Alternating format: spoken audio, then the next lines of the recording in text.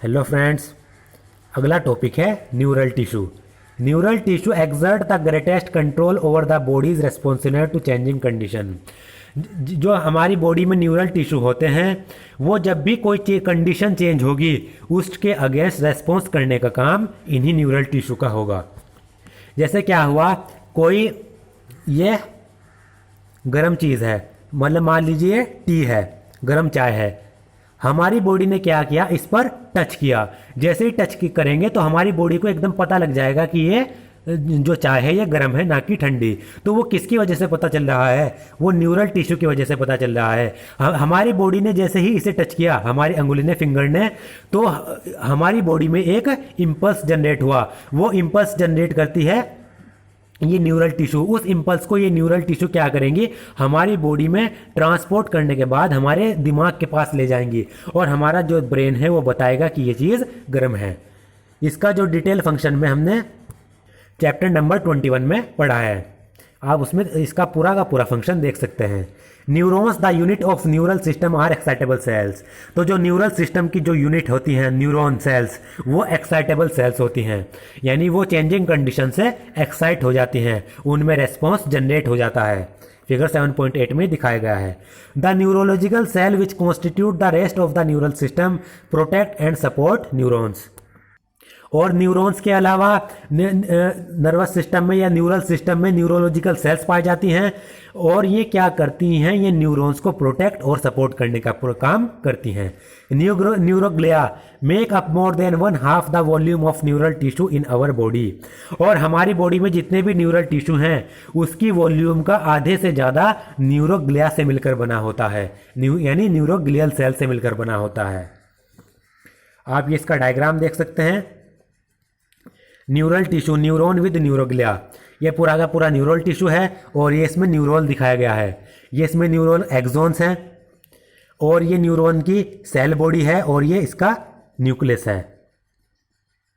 ये तो terminal portion इसका एक्सॉन होता है, ये मतलब टेल वाला पोर्शन, और ये इसकी सेल बॉडी है जिसमें न्यूक्लियस पाया जाता है। इसकी डेंड्रिट, जो इसके प्रोजेक्शंस होते हैं इनको डेंड्रिट्स कहते हैं। और ये न्यूरोग्लिया, यानी ये अलग अलग न्यूरोग्लिया टिश्यू दिखाए गए हैं। ये सब न्यूरोग्लिया टिश्यू हैं। When a neuron is suitably stimulated, जब भी कोई न्यूरॉन स्टिमुलेट होगा यानी चेंजिंग कंडीशन के अलोंग उसमें कोई स्टिमुलेशन होगा, an electrical disturbance is generated, तो न्यूरॉन में एक इलेक्ट्रिकल डिस्टर्बेंस जनरेट हो जाएगा, which swiftly travels along its plasma membrane. और ये इलेक्ट्रिकल डिस्टर्बेंस जनरेट हुआ, ये इसकी प्लाज्मा मेम्ब्रेन से क्या होगा, ट्रेवल करेगा। Arrival of the disturbance at neurons endings, और जब ये डिस्टर्बेंस न्यूरॉन के जो एंड पार्ट है वहां पर पहुंच जाएगा और या फिर आउटपुट जोन में पहुंच जाएगा, ट्रिगर्स इवेंट दैट में कॉज स्टिमुलेशन और inhibition of adjacent neurons and other sales. क्या हुआ, एक न्यूरॉन की एंडिंग पर या फिर आउटपुट जोन में कोई डिस्टर्बेंस पहुंचा, तो इस न्यूरॉन के आसपास की जो सेल्स हैं या फिर आसपास के जो न्यूरॉन्स हैं उनमें ये इस डिस्टर्बेंस को ट्रिगर कर देगा, इस डिस्टर्बेंस को दूसरे न्यूरॉन में पहुंचा देगा। यानी उन न्यूरॉन्स में डिस्टर्बेंस को पहुंचाने के बाद उनको या तो स्टिमुलेट कर देगा या फिर इनहिबिट कर देगा। और अगर आप इसके पूरे जो फंक्शन है, पूरा इसका जो प्रोसीजर है उसको डिटेल में पढ़ना चाहते हो तो आप जो चैप्टर नंबर 21 है उसमें आप देख सकते हो, उसमें मैंने वीडियो बना रखी है। Organ and organ system. The basic tissues mentioned above organized to form organs, which in turn associate to form organ system in the multicellular organism. जो मल्टीसेलर ऑर्गेनिज्म हैं उनमें क्या होता है, जो ये टिश्यूज़ हैं, टिश्यूज़ आपस में अरेंज होकर ऑर्गन्स बनाते हैं। सेम टाइप ऑफ टिश्यूज़ आपस में अरेंज होंगे तो उससे ऑर्गन बनेगा। उसके बाद अलग डिफरेंट ऑर्गन्स आपस में कनेक्ट होकर कोई फंक्शन करेंगे और ऑर्गन सिस्टम बना देंगे। Such an organization is essential for more efficient and better coordinated activities of million of cell constitute an organism. तो एक ऑर्गेनिज्म में मिलियंस ऑफ सेल्स पाई जाती हैं, तो इन मिलियंस ऑफ सेल को अगर अच्छी तरीके से कोऑर्डिनेटेड वे में काम करना है तो ये ऑर्गेनाइजेशन होना जरूरी है, ऑर्गन या फिर ऑर्गन सिस्टम का बनना जरूरी है। Each organ in our body is made up of more than one type of tissues.